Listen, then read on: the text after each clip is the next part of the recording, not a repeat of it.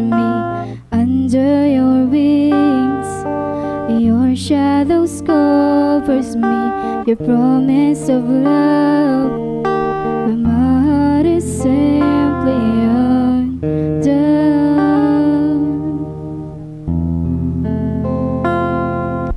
Speak to me, Lord, your servant is listening over the noise. I hear you whispering, my hope has come, and my heart is safely undone.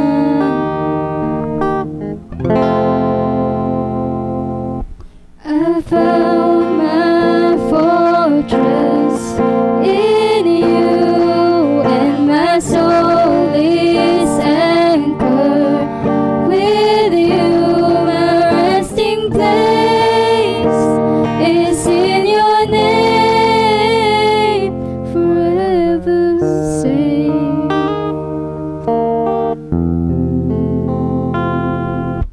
Speak to me, Lord, your servant is listening over the noise. I hear you whispering, my hope has come, and my heart is safely undone.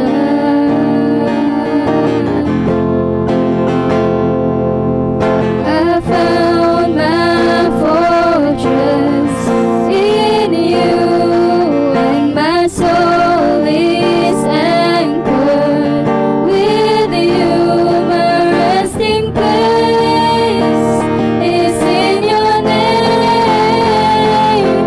I found my fortress in you, and my soul is anchored with you. My resting place is in your name, forever safe. You are never far away, always reaching out to save. Weakness covered by your strength, and I am found forever safe. I found my fortress in you, and my soul is anchored with you. My resting place is in your name, forever safe.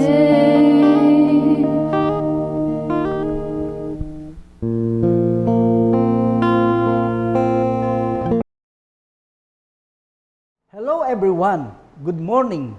How are you? I hope you're all fine.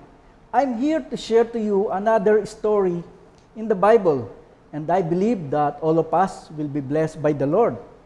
Our text for today is in Matthew chapter 14, entitled The Power of Prayer with Faith. But first of all, let us pray. Father, we thank you for everything. I pray to bless us in listening to this word that I will share to them. Help us to enlighten and to empower us to know you more. In Jesus' name we pray. Amen and amen. We believe that a prayerful person is a powerful person. Today we're going to study about the importance of prayer in our everyday Christian life and how Jesus Christ to demonstrate us the value of prayer and to teach us to never lose our faith unto Him, especially in times of troubles and problems. Let's open our Bible in Matthew chapter 14, verse 22. Immediately after this, Jesus insisted that His disciples get back into the boat and cross to the other side of the lake, while He sent the people home. After sending them home, He went up into the hills by Himself to pray. Night fell while He was there alone. Yung tagpong ito Ito yung matapos na pakainin ni Jesus Christ, yung 5,000 of crowds. Madaling sinabihan niya yung mga disciples niya na sumakay na agad sa boat at pumunta sa kabilang lake. At yung mga tao ay kanyang pinauwi na sa kanilang mga tahanan. He wanted to escape the crowd and to get some rest.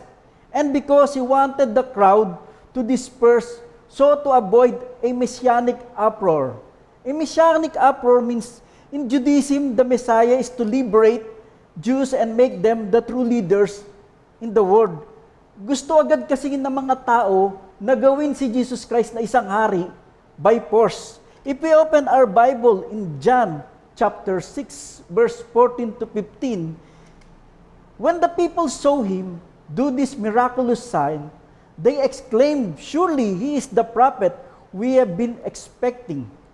When Jesus saw that they were ready to force him to be their king, he slipped away into hills by himself. Gusto kasi ng mga crowd na gawing siyang hari by force. Na hindi ito ang pakay ni Lord. Dahil ang pakay ni Lord ay mamatay at mabuhay namang muli after 3 days to save the sinful, ang kasalanan ng mankind. Kaya nga para maiwasan itong ginawa ni Jesus Christ, ay dinisperse niya na lang yung crowd. And he went up into the hill to pray. He went up on the mountain by himself to pray. Jesus was jealous for time spent alone with his Father in the midst of his great ministry to the others. He could not neglect prayer because a secret prayer pats the soul. Lesson to learn. Point number one, don't neglect prayer. Secret prayer pats the soul. Pag tayo pala ay nagpe-pray, ang ating palang mga soul ay nabubusog. Sabi nga sa 1 John chapter 5, verse 14 to 15, and we are confident that He hears us whenever we ask for anything that pleases Him. And since we know He hears us when we make our request, we also know that He will give us what we ask for. Once na tayo ay manalangin kay Lord, tiyak ito ay maririnig niya at lahat ng ating nire-request ay tiyak na matatanggap natin.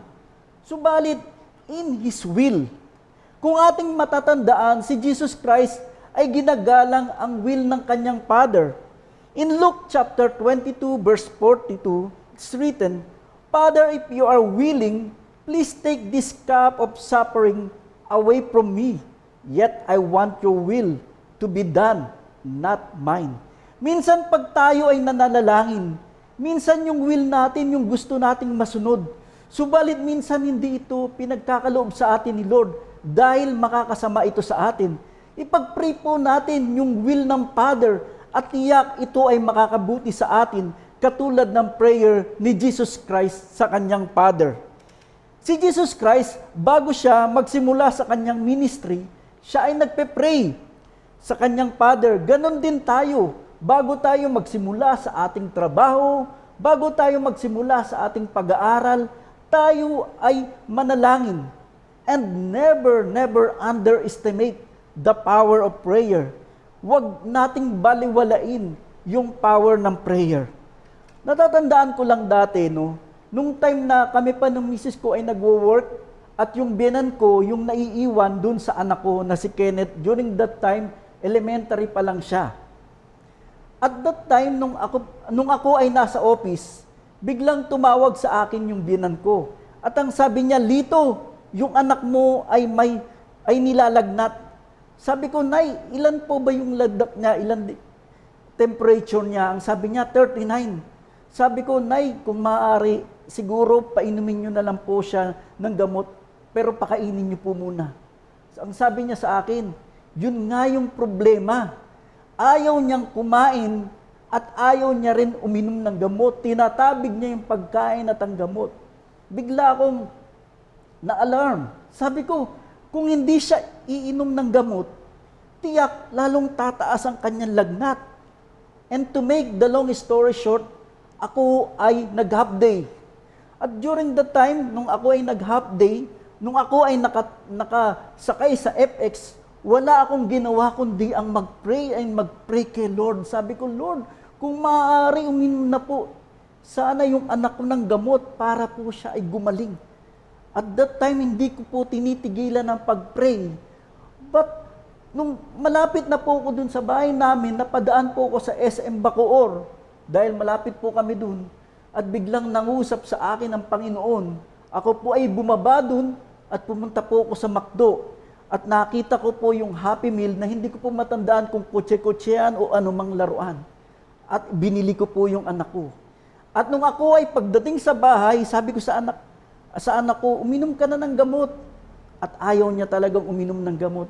At maya-maya nilabas ko yung laruan at alam niyo po yung anak ko, every time na nakakakita ng laruan, kahit may sakit ay nawawala at tinitigan niya yung laruan at tuwang-tuwa. At sabi ko, anak, pwede ba habang tinititigan mo yan, kumain ka nitong burger? At siya po ay kumain ng burger habang tinititigan ito. At sabi ko, anak, pwede bang uminom ka ng gamot? At siya ay uminom ng gamot at siya ay gumaling. Never underestimate the power of prayer. Pag tayo po ay mananalangin sa Panginoon, tiyak meron pong gagawin ng Panginoon na mga bagay para ito ay magkaroon ng kalutasan. Ituloy na po natin sa verse 24. Meanwhile, the disciples were in trouble far away from land. A strong wind had risen, and they were fighting heavy waves. About 3 o'clock in the morning, Jesus came toward them, walking on the water.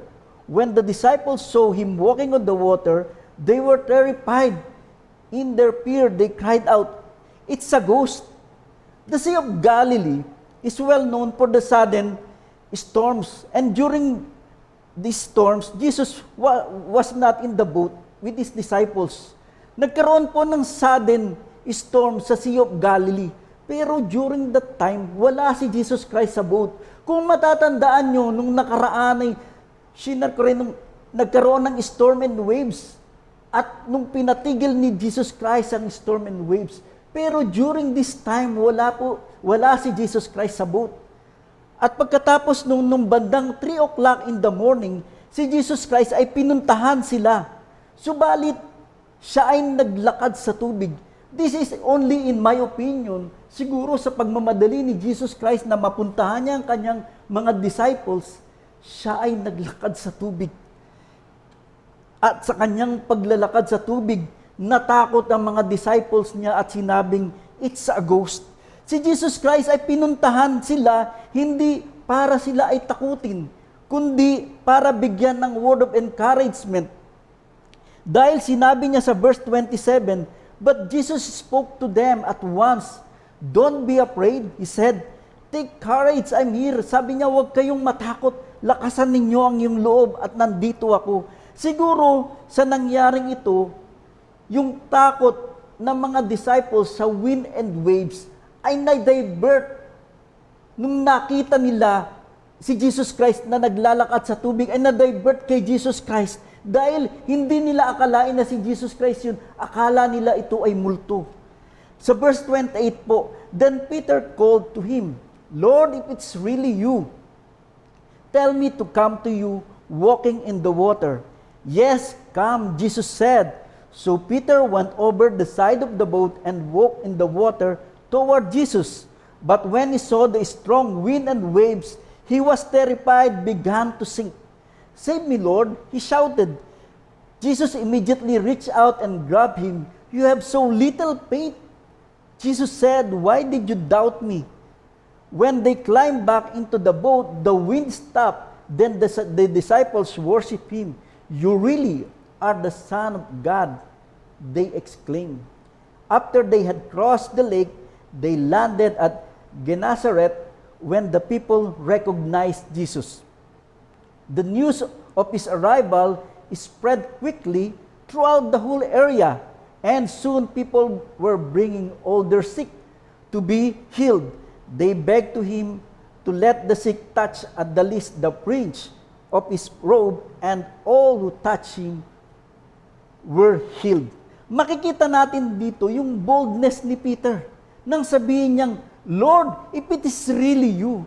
Yung pagiging natural niya as a fisherman, Gusto niyang sumunod kay Jesus Christ into a new demonstration of supernatural. Yung naging nakita niyang supernatural na ginawa ni Jesus Christ, gusto niyang mangyari ito sa kanya.